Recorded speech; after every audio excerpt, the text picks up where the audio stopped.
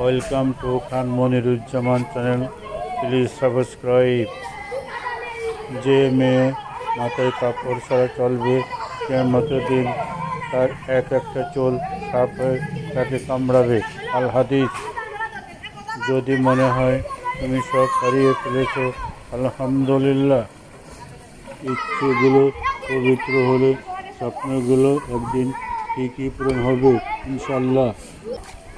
নামাজ কখনো ছেড়ে দিও না, একদিন নামাজই আপনাকে পাপ থেকে বের করে আনবে ইনশাল্লাহ।